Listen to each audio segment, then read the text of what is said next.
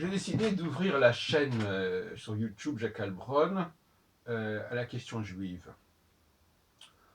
En effet, j'ai consacré beaucoup de temps au judaïsme.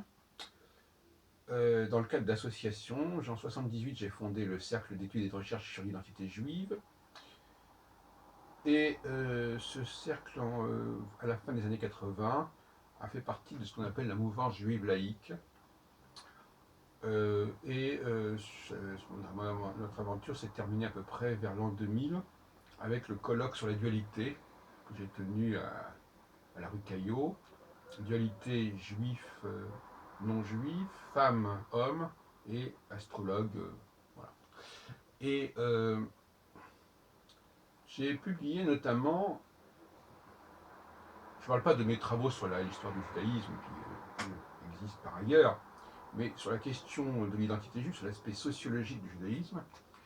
J'ai publié en 1996 cet ouvrage dans deux articles, deux études assez longues dans le cadre d'un colloque qui s'est tenu à la Sorbonne en 1995, je crois. Hier, juif progressiste, aujourd'hui, juif point d'interrogation. Et donc, les organisateurs de ce colloque, qui s'est tenu le 11-12 février 1995, avaient eu l'amabilité de me demander d'intervenir à 2 reprises. Donc, c'était il y a 19 ans. Et je voudrais à la fois exposer les idées qui sont les miennes aujourd'hui et à la fois récapituler un itinéraire qui s'étale entre les années, qui s'étale sur une quarantaine d'années en fait, puisque j'avais proposé aux éditions Gallimard un essai sur la question juive en 77 je crois, qui m'avait donné l'occasion de rencontrer un des directeurs de collection de Gallimard. Et en fin de compte, c'est l'ouvrage de Shmuel Trigano qui fut choisi à ce moment-là pour paraître dans la collection Idées. Alors, je ne voudrais pas que tout ce travail que j'ai fait parallèlement à mes travaux d'autres types soit complètement évacué, et d'autant plus que ma pensée sur la question a encore considérablement muté ces derniers temps, puisque j'ai introduit de nouvelles théories sur la question juive, qui sont peut-être l'aboutissement d'une longue réflexion sur cette idée de l'identité juive, qui était le nom de mon association en 1978. Et justement, cette identité juive, qu'est-ce qu'elle est? Qu'est-ce qu'elle représente? Voilà le débat. Et je vais donc commencer de manière un peu provocatrice, après l'interview que m'a accordée Benjamin Doufchani il y a quelques jours, et qui est passée d'ailleurs sur YouTube. Je voudrais donc prendre des positions sur ce sujet et voir un peu ce que ça provoque comme réaction. Je signale d'ailleurs que j'ai organisé un grand nombre de colloques dans les années 80, 91, 95, je crois, il faudrait vérifier ça, qui sont parus. D'ailleurs, il y a des actes des colloques qui sont parus dans les cahiers du CERIJ, qui sont conservés à la bibliothèque de l'Alliance israélite universelle, et également, dans le cas du dépôt légal, à la Bibliothèque nationale de France. Cahier du CERIJ. Donc, en l'occurrence, qu'est-ce que je pense actuellement de la question juive? À la lumière, d'ailleurs, il faut dire les choses comme elles sont, à la lumière des problèmes qui se posent actuellement à l'État d'Israël, du fait de sa pénétration dans Gaza, notamment, et du fait aussi des réactions antisémites qu'on observe en France et ailleurs, et qui ne sont pas sans rapport, bien entendu, avec ce qui se passe en Israël. Et la question d'Israël n'a pas résolu la question de l'antisémitisme, loin de là. Alors, j'ai essayé de prendre de la distance par rapport à certains conditionnements dont j'ai été l'objet forcément dans ma famille. J'ai une famille très assimilée, mais en même temps où il était évident qu'on n'était pas chrétien. Et qu'il n'est pas question qu'on partageât les valeurs et les repères du christianisme. bien que dans ma famille, du côté de mes tantes paternelles, elles aient évolué vers le protestantisme. Et que ma grand-mère maternelle également se soit convertie au christianisme, et que j'ai une demi-sœur qui soit également chrétienne. Je rappelle aussi que du côté maternel aussi, mon grand-père maternel a émigré en Argentine, dans le cadre probablement du schéma proposé par le baron de Hirsch, et que ma mère est née en Argentine, où elle a vécu que quelques mois d'ailleurs, non, même pas un an, puisqu'ils sont revenus au moment du commencement de la guerre de 14, si j'ai bien compris.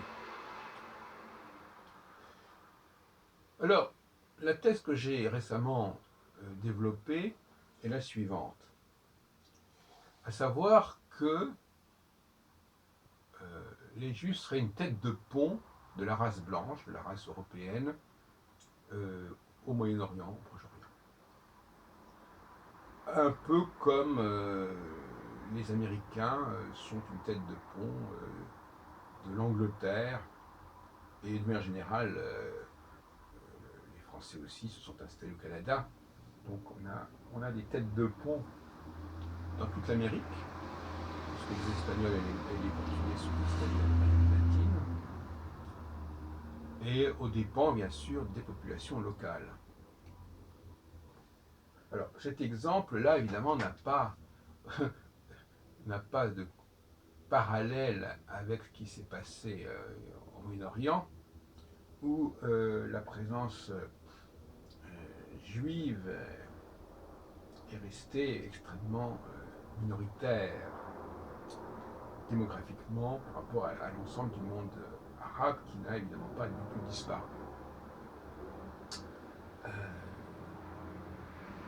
Et là, donc, il y aurait une sorte d'échec de la part du monde occidental dans son implantation historique au Moyen-Orient. Un échec qui pourrait d'ailleurs aboutir carrément au rejet. Alors, cela signifie que, pour moi, les Juifs sont des Occidentaux, sont des Européens, et qui n'ont rien à voir ethniquement, racialement, avec les Arabes. Donc là, je pose une frontière très marquée entre les Arabes et les Juifs, en dépit de certains éléments linguistiques, en dépit de certains éléments historiques et géographiques, mais cela ne suffit pas à poser une sorte d'identité judéo-arabe. Alors, cette présence occidentale, européenne, et donc pour moi les Juifs sont des Européens d'origine, et le sionisme, quelque part, a quelque chose de paradoxal, puisqu'il s'agit de ramener ces Juifs vers leur terre d'origine, soi-disant. Et à mon avis, je me porte en fou contre cela, les Juifs ne sont pas nés en Occident, en Orient. Ils sont nés en Occident. Ils viennent d'Occident. Peut-être qu'on pourra un jour le montrer par l'ADN, je ne sais pas. Mais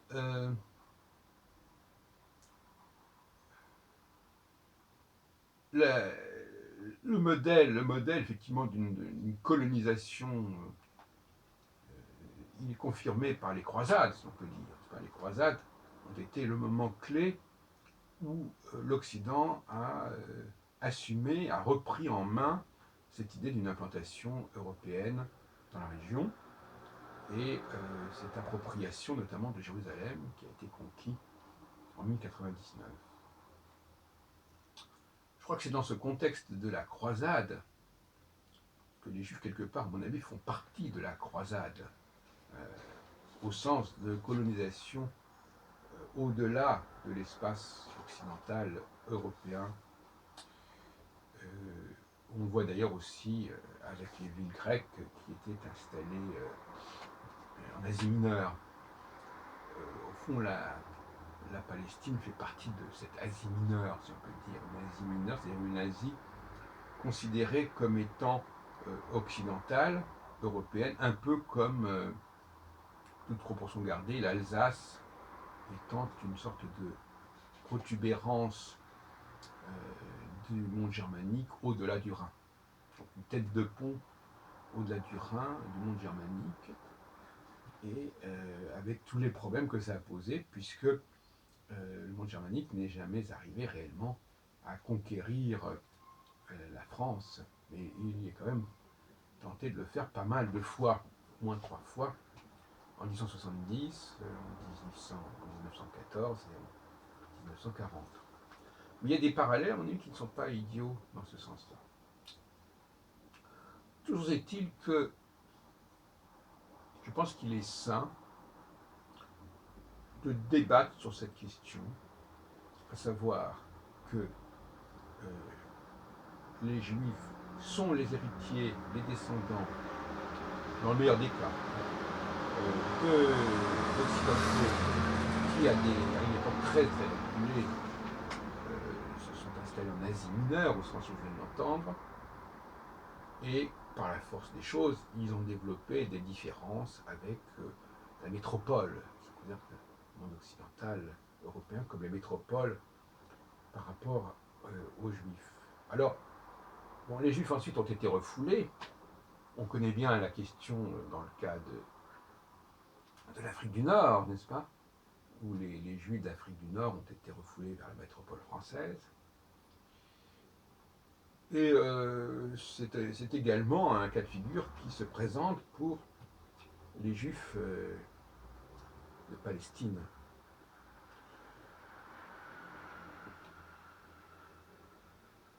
Alors, il y a l'élément religieux qui fait problème ici.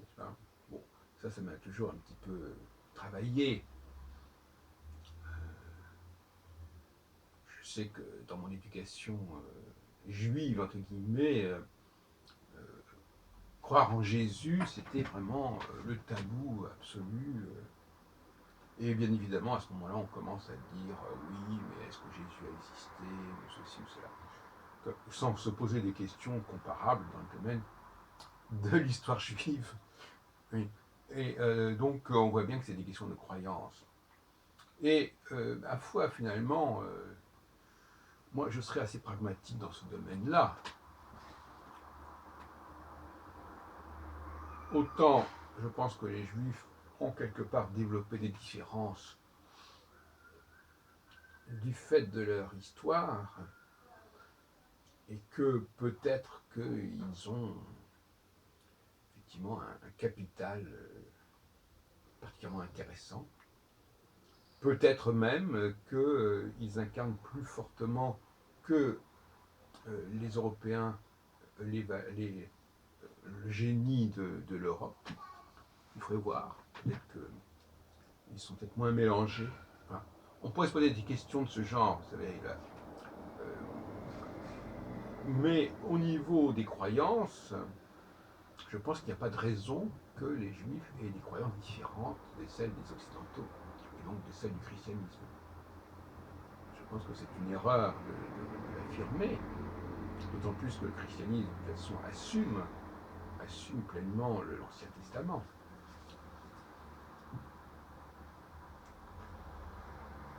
Alors, on sait que Jésus est né dans le judaïsme, enfin, en tout cas c'est plus ou moins la thèse la plus généralement admise, dans le judaïsme traditionnel ou bien dans un judaïsme hérétique, peu importe.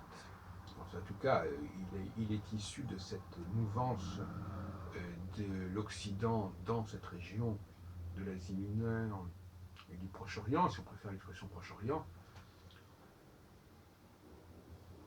Alors, bon, je ne veux pas rentrer dans les questions théologiques, mais je ne voudrais pas que la question de Jésus soit une pomme de discorde entre les Juifs et les chrétiens. Je pense qu'il ne faut pas se raidir sur ce sujet. D'ailleurs, c'est ce que pensait Herzl au début de son histoire intellectuelle. Il avait proposé même la conversion des Juifs avant même d'être devenu sioniste.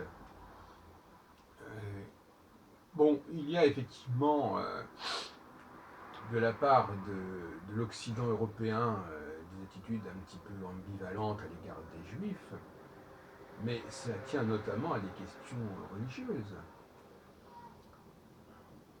Bon, il est clair que l'Occident a manqué une occasion majeure au lendemain de la guerre de 14. Il y avait là la possibilité, et même au lendemain de la guerre de 40.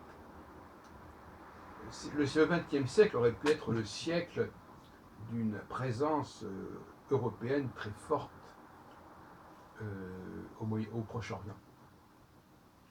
Le mandat britannique était une espèce de cheval de Troie qui aurait permis aux Occidentaux d'être beaucoup plus nombreux, et pas seulement aux Juifs. Que l'on ait mis en avant les Juifs pour justifier historiquement l'intervention des Occidentaux dans la région, c'est une chose, mais en pratique, le scénario n'a pas du tout fonctionné comme prévu. Il aurait fallu une alliance judéo-chrétienne dans la région, avec une arrivée massive d'occidentaux dans la région, comme ça a été fait donc en Afrique du Nord et notamment en Amérique. Donc là, il y a un échec qui est également flagrant, comme on l'a dit tout à l'heure, pour l'Algérie, pour le Maghreb. Donc face au monde arabe, face à la race arabe, les Européens n'ont pas réussi à s'implanter. Et la question israélienne ne fait que faire apparaître cet échec. Qu'est-ce qu'il faut Donc finalement, ce qui se passe actuellement en Israël, ce n'est pas simplement l'échec de l'implantation juive, l'échec, en tout cas la mise en échec, mais c'est l'échec plus généralement de l'Occident, qui a raté son coup à ce niveau-là, en dépit du fait qu'effectivement, alors là c'est un paradoxe, il faut bien reconnaître qu'effectivement la religion chrétienne vient justement du Proche-Orient. Alors comment ça se fait que l'Europe ait adopté les valeurs de cette petite marche, comme on dirait, occidentale au Moyen-Orient? Ça montre bien, quelque part, l'ascendant qu'a pris cette tête de pont sur le monde occidental.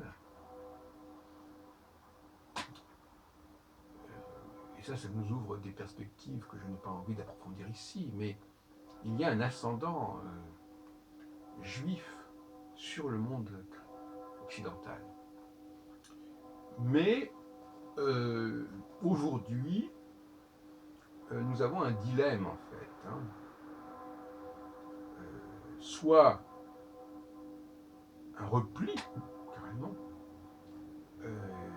des Israéliens vers le monde occidental, aussi bien d'ailleurs l'Europe que l'Amérique, puisque l'Amérique désormais est occidentalisée, européanisée, ou bien au contraire un renforcement de la présence occidentale au Moyen-Orient. Quand on prend le cas de l'Afrique, par exemple, on s'aperçoit que l'Afrique aussi est une réussite certainement par certains côtés de la pénétration et de l'expansion occidentale. L'Afrique parle français, l'Afrique parle anglais, l'Afrique parle portugais, et elle parle aussi néerlandais en partie, si on fait en Afrique du Sud. Elle parle aussi un peu espagnol, peu importe, mais je veux dire par là que il y a là aussi un renforcement qui n'est pas négatif, qui n'est pas négligeable, sauf bien entendu dans le cas des pays de la marge de, de la région maghrébine, égyptienne, arabe, qui fait tampon entre le monde européen et l'Afrique noire, si on peut dire, qui elle est au contraire très ouverte aux valeurs occidentales. Donc là aussi, il y a un enjeu. Donc la question qui me vient à l'esprit, c'est que l'Europe a réussi son expansion en Amérique, elle l'a réussi en partie en Afrique, et elle a plus ou moins échoué au Proche-Orient, parce que le monde arabe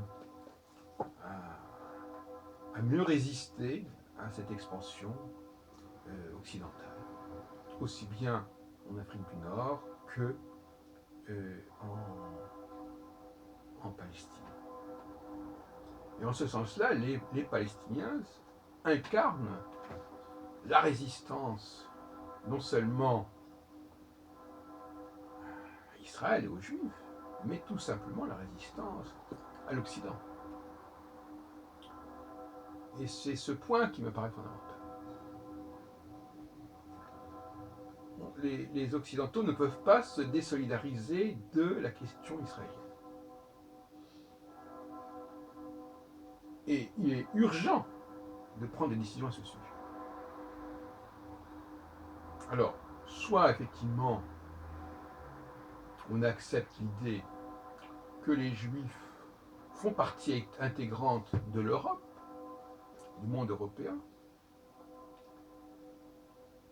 et que leur combat, leur installation, qui a été voulue d'ailleurs par les Européens, notamment par les Britanniques, et aussi les Français, que leur installation au Proche-Orient fait partie d'une logique d'expansion européenne.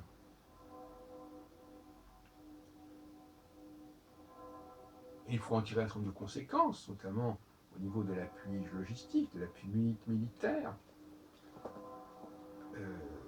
à Israël, comme d'ailleurs l'ont fait les Français avant 67 et puis les Américains depuis. Et là, cela implique effectivement une révision théologique assez importante, avec l'idée que, au fond, le christianisme, de même que de même qu'Israël est le prolongement de l'Europe, le christianisme est le prolongement du judaïsme. Bon, il faudrait trouver une sorte d'équilibre de ce type-là. Et sans cet aménagement, les choses n'iront pas loin. L'autre solution, c'est évidemment le repli.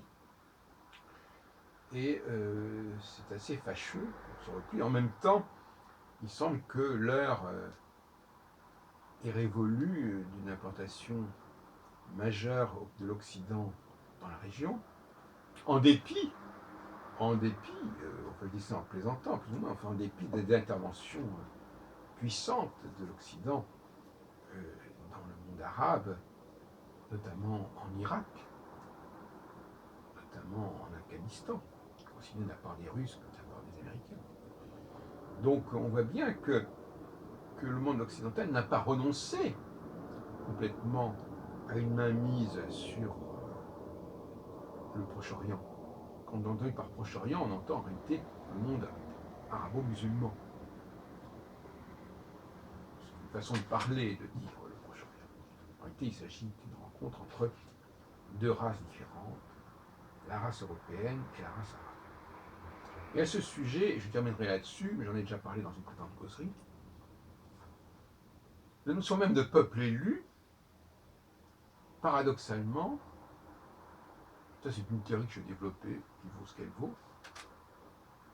la notion de peuple élu ne fait sens que s'il y a une différence raciale. Je ne crois pas à des différences majeures qui ne soient pas étayées par des différences raciales. C'est pour ça que la différence entre les Juifs et les Arabes me paraît beaucoup plus importante, ne serait-ce que sur le plan visuel, que la différence entre les Juifs et les Européens.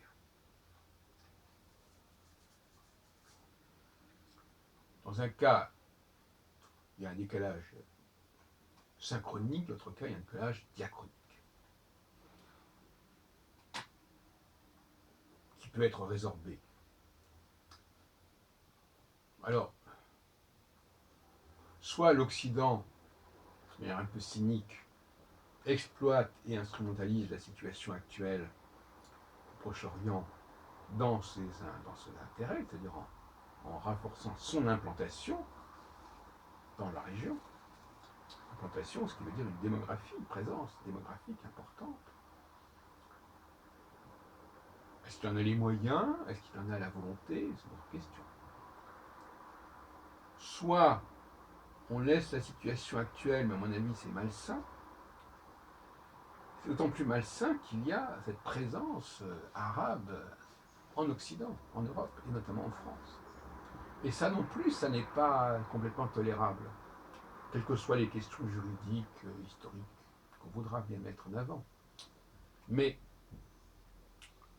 je pense qu'il est beaucoup plus important pour les Occidentaux de régler la question juive que de régler la question arabe. Ou si on préfère, la question arabe, elle peut être résolue uniquement en termes d'expansion et non pas en acceptant les Arabes en Occident. Les Noirs font beaucoup moins problème, d'ailleurs paradoxalement, que les Arabes par rapport à l'Occident. C'est pour ça que la synergie entre l'Europe et l'Afrique noire me paraît très positive. Ne serait-ce que parce que les choses sont plus claires, les choses sont plus tranchées. Voilà ce que je voulais dire.